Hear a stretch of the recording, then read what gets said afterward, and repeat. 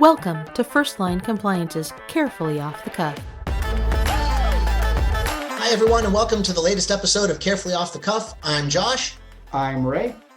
And we're here today to talk about RESPA, a topic getting a lot of attention these days given the current market conditions, and some additional advice or guidance that the CFPB has issued recently, specifically related to lead generators and lead generation activity. So we thought it'd be a good idea to revisit what are some of the core concepts behind RESPA, where have we been, where are we going, and how does this latest guidance fit into how lenders and settlement service providers are engaging today. Ray, if you don't mind, let's kick us off. Thank you. Appreciate it. Yeah, it was kind of interesting. I kind of say that the CLO force has awakened. What the CFPB did was they brought in an advisory letter that was issued by HUD, so the former regulator of RESPA. They issued it back in '96. Explaining what you can do with technology platforms and how they can get paid and if it's legal or not, et cetera. Now, mind you, 96 was, let's talk about that a bit. 96 was, think about it, was the age of the internet just coming into its own, literally in the middle of that. And just to date myself a little bit, I was there when it happened. So we got very familiar with this. I believe still have I do have one or two 96-1 scars somewhere. So I have lived through this, but it was actually a 96-1. It was actually a service to the industry because HUD at the time was making a great effort to say, we recognize that technology is coming up, internet's coming, we're going to have something to do with electronic either applications or services that relate to mortgage. And people are wondering, can they get paid or not paid for that service in light of Section 8 of RESPA? Now, basically, I'm going to jump in it real quick. Section 8 of RESPA, as we know, and don't mind you, I'm going to read because I always want to get it right. No person shall pay and no person shall accept a thing of value pursuant to an agreement for a referral of business. Now, of course, definition is bigger than that in elements, but you get the idea, right? So there's a thing of value, there's an agreement, understanding, and a referral. So we know about the structure, and they were really concerned about how does a CLO, which was a computer loan origination technology, if you will, and they had a very broad definition of what that could be. And even then they had no idea. So they were just saying it could be this, could be that. And to be honest with you, they did a great job seeing into the future. Now, what happened with 96-1, actually prior to 96-1, so back in 92, they were actually experimenting and had certain exemptions and certain things, and they finally scrapped all of that and then realized the simplicity of it, which is if a computer, so a computer loan originator or technology service provider is giving you goods, facility, or services, then just pay it and comply with RESPA, which is it's okay to pay for a service, provided that, well, it's a compensable type service, so it's not nominal, right? That number two, someone actually paid for that service. I mean, the lender is paying a service provider for that. And ultimately, the amount that's paid is pretty much reasonable for the services rendered. So kind of like the market value. That was the premise. And so they said, well, why don't we just put it in the box that we created in 1974 and just say it's legit, but just be wise. That's what they did with 96-1, and they did a lot more. In short, Josh, what happened was that the CFPB kind of bubbled this up again, which is interesting after all these years, and said, yeah, what they said still kind of makes sense. And they reiterated some of that, expanded upon it, and in my opinion, we could talk about it, but a little bit awful, slightly off the rails, or at least confusing some of the issues that maybe they didn't need to. But anyways, that's what happened. So the CFPB came out with a big statement, leveraging off 96-1, and a lot of it you can nod your head. In this instance, and I want your opinion on this, Josh, is really what they started isolating and really discussing a lot about was where you have now, what was the digital marketing, right, is what they're calling it. What they're saying is that they were really talking about a platform where I'm going to say it's a lead gen company of sorts. They basically aggregate consumer information or aggregate actually lender information, get consumers to log in, provide some information, and then come up with, here's a list of lenders that might be a good fit for you. So, and here's the rates, whatever it is. They had some opinions about how that should be presented. And that really seems to be the crux of what they did here, is really try to equalize it to say, what's fair and not fair. Again, some of it, I don't know if I agree or disagree, but that's what they try to do. And we're familiar with this. And I think, Josh, you've lived it as well, being a chief compliance officer yourself for 4 or maybe 3 years. kidding. Many years. So you Couple know more this than too. that. Yeah, exactly. So you get the idea. What are your thoughts on that? I mean, where they were going with it? Yeah, so love to dive into it. Let me just bring us back one more time, because I think for some of our non-compliance geek audience, what are the basics of RESPA Section 8 and why does this apply? So we know RESPA broadly prohibits kickbacks, giving of a thing of value in exchange for a referral related to settlement services and a mortgage loan. So what we have to look at here is, does this lead generation activity violate that component of RESPA? The other element is RESPA is clear, and we remember from the PHH case that the courts made it clear nothing in this section means nothing.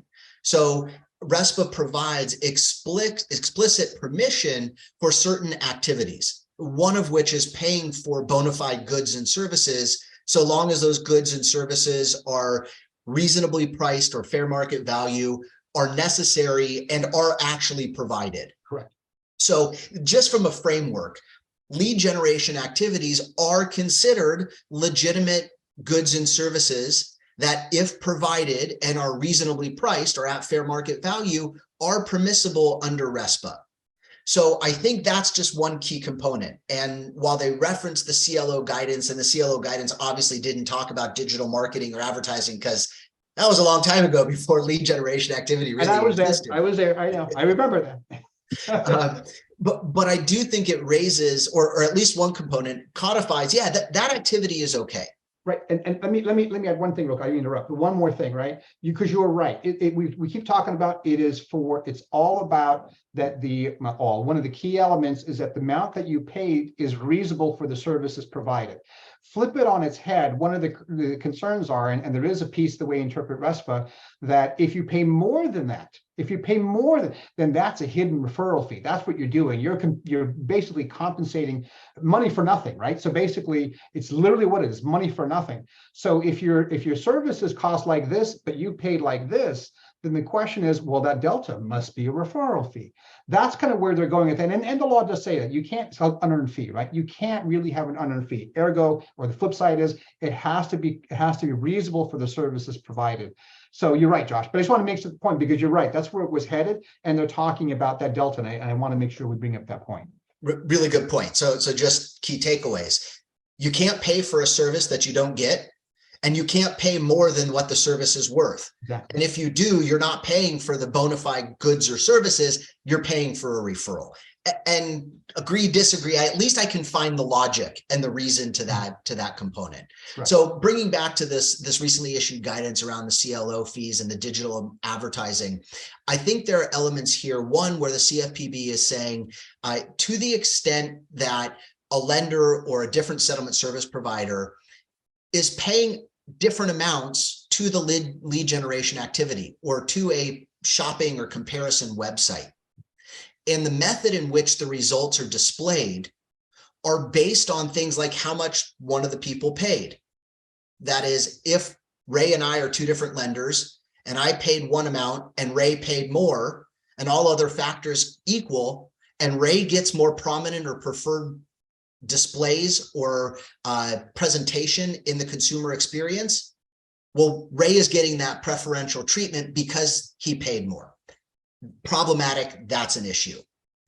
I think they also actually gave some helpful advice onto how to demonstrate when the display or prominence is not because of paying. And one that actually was true both in the 96 CLO guidance and here is what we consider best execution. If the display is the lender who's providing the lowest APR to the borrower gets most prominent display, that's okay. Again, so long as the information behind it is legitimate. Exactly. So I think we're getting to both the RESPA elements of, are we paying for bona fide goods and services? Are we paying differently? And is that impacting the display or how the consumer may perceive information? And we'll dive into this as well. I think there's another part that wasn't specifically stated in the guidance, but I'm concerned about, which is the UDAP implications. Correct. If the information is being displayed in a way that would prohibit or prevent a consumer from being able to reasonably understand why, in my scenario, Ray's getting better presentation than I am, that triggers a whole set of UDAP issues that I'm concerned about and will want to make sure that as a lender side, there's really good support for why the display is the way it is and that the services that I'm paying for, I'm actually receiving. Yeah, and I think Josh, that's very interesting. It hits a point that I kind of diverge a little bit with the CFPB and their approach. Not being overcritical because that's not my place necessarily. Not on carefully off the cuff because we're being careful. But the significance there is, I think they're stretching a little bit about the Section 8, the steering, the more prominence, they paid more. When in fact, you could just say, well, isn't that UDAP? Remember, back in 74, even back in 96, we didn't have UDAP. Now we have the tool. So to me, they're stretching Section 8 a little bit and the way it should apply and pulling it across to make it apply, when in fact, they really had UDAP. They could, and they do mention it a few times, but they have UDAP anyway. So I'm not sure why they used RESPA to achieve the goal that, in my opinion, might be a UDAP tool. I'm not suggesting that, CFPB should come after all and all tools. And remember, a lot of lead gen companies and lenders are doing everything they can to do the right thing. Sometimes they get it wrong and they didn't know it. But my point is that in this case, then they maybe should have just aimed more on the UDAP. So I thought that was kind of peculiar that they did that, when in fact with Section 8, it was a stretch. Now, the whole premise is, I would say, is the kind of what you said, Josh, is kind of like how it's presented to the consumer. So they wrote a lot about it, but at the end of the day, I think the takeaway is like, look, if you're making a list of here's your preferred providers, okay, and so, or lenders that maybe can help you, consumer, with all the information you gave us, that's awesome. But then the way you rate them should be on an objective standard. It shouldn't be who paid more, is what they're saying, right? It shouldn't be based on what was most convenient. It even shouldn't be based on, well, last time we put the top was this. And we really, if you're going to express this is the person, this is the best fit on the top, then it's simply on objective standards. It's got to be the best fit. And that's really what it's about. They said, just don't make it look like say one thing, but do another. If you want to talk about the warm transfer, is very similar, right? So they talked about warm transfers, and they weren't outlawing the warm transfers. What they were talking about was, if you're going to transfer a call to, let me transfer you to our lender who we believe is the best fit for you. And in fact, the transfer is simply randomly one of the 8 lenders you deal with and may or may not be a good fit. That's what they were concerned about. They pulled it in as a Section 8 RESPA issue, when really it might be a UDAP issue, right? So I don't know why they did that, and it gets a little clumsy, and it's created some things, the rules I'll talk about in a second, that make things weird, but that's what they're doing about. So the takeaway from anybody here who wants to know, what do we do as lead gen? It's like anything else. It's like, you got to be objective, you got to be balanced, you got to be fair. And if you don't know what that is, and sometimes, and it's okay, these are nuanced issues. But if you don't know what that is, talk to your compliance professional to guide you through some of the nuance. And that's really some of the takeaway. And then I do want to talk about a second about somewhere they kind of went off the rails. But anyway, go ahead, Josh. What are you? Yeah, let me jump in, because I think it may be helpful from the guidance to call out a couple of the examples they provided, and hopefully that gives some context. Yep. So we've talked about it. Preferential placement of providers that pay more. Pretty easy to see. Another one that I think is a little more nuanced, and Ray, you were getting to this in the warm handoff, is inferring or presenting that the lender's a good fit when they may not be. Another is multiple or displaying a provider that pays more multiple times. So again, in my example, Ray paid more, so he gets to be displayed 3 times. I'm only displayed once. That on its own could be problematic. Or only providing or presenting the providers that pay or pay more in multiple visits or revisits. And those the Bureau referred to as non-neutral presentation of information about the comparison options. They also provided some what they called comprehensive examples for activities that would violate RESPA. And so one of those, what they call pay to play and steering to the highest bidder. So as I mentioned, best execution display on APR, that seems fine. But if the steering or the presentation of the providers or the warm handoff, if you will, is just to those who are paying more, violation, problematic. Similarly, if this really kind of gets to me about almost the general RESPA Section 8 guidance on giving endorsements or recommendations or saying preferred lenders, that also is problematic and likely leads to RESPA violations. Again, because at that point, is the service provider paying for the goods and services, or are they paying for that endorsement, which then becomes a referral? I agree. And I think, and again, you hit on the key, the non-neutral, exactly. I think that was a key term to use over and over again. And so I think a lot of it, if you step back, you think about it, if we present things fairly, et cetera, we should be fine. But again, look, there are some vulnerabilities in here that I've noticed in some of the analyses that I can talk about, but I won't. I'm making a longer call or longer, podcast that way. But there are some things. But for the most part, we're here to kind of explain what the CFPB says. And regardless if you agree or disagree, that's their position. And remember, they have the authority, at least they claim to, so you have to acknowledge that. So there are some things that we can say, that doesn't make sense. Now I will tell you one of those that I think is kind of peculiar, because it doesn't make it really takes it out of RESPA. And that what they said was, you said it many times, Josh, so did I, if you pay more than the other, then that becomes an issue. They said, well, okay, but if you pay the same, then, we still might have an issue. It's like, wait a minute, in the test, we say one of the first thing we have, is this, there's got to be a thing of value that causes the controversy, the referral. But if the thing of value is gone, then does it even pass the test because you didn't meet that one? Is there even an agreement? If I'm not paying any more and they're treating me different, there's no agreement necessarily that they're going to do that because we're all paying the same. So there becomes a question as to if they're properly, in my opinion, applying the fundamentals of Section 8 of RESPA, both tests, by the way, because both there talk about the dollar amount that's got to be either compensable and how much you pay and reasonable. All of that. If now they're paid the same, I don't know that it's an issue. And they're saying, well, but there's still a referral. Like, so you don't like referrals regardless of the rest of the rules. Is that what you're saying? So something bubbled up in it, and I thought that was peculiar. And I'd be cautious about that insofar as doing it. I'm not suggesting we don't do things that might, I wouldn't say we have referrals, but we have relationships. But you have to be thoughtful because it tells me that the CFPB is making a play on RESPA. In fact, by any means, they were so focused on fair lending, which they still are. But now you can tell they're opening the door to saying RESPAs are possibly saying RESPA is our next target. And by the way, we interpret it a little bit more loosely than 96-1 and what we need to know, what we thought in the past. And even after PHH, we're coming back and doing the same thing. So we have to be cautious about that. But I think that kind of covers, Josh. I mean, what are your thoughts? What's our takeaways ultimately here? Great segue. I wanted to leave or kind of come in with, so what are some of our takeaways? What are some best practices or things we can do or lenders can do to avoid or protect against being accused of the RESPA violations? Let's go back to basics. One is perform an analysis for what we're paying for the service. Is there an independent or objective analysis to determine that the fee being paid is fair market value, is reasonable? Right. To track that we're getting what we paid for. If we're paying for an advertisement, let's make sure we have documentation we've actually gotten that advertisement. If we're paying to be displayed in a consumer shopping experience, let's make sure that we're displayed.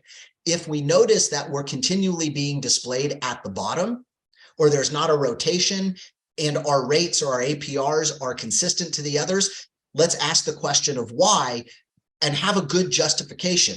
The fact that that appears in and of itself, I wouldn't say is dispositive. But if we have no information behind it, we don't have a good narrative to be able to tell.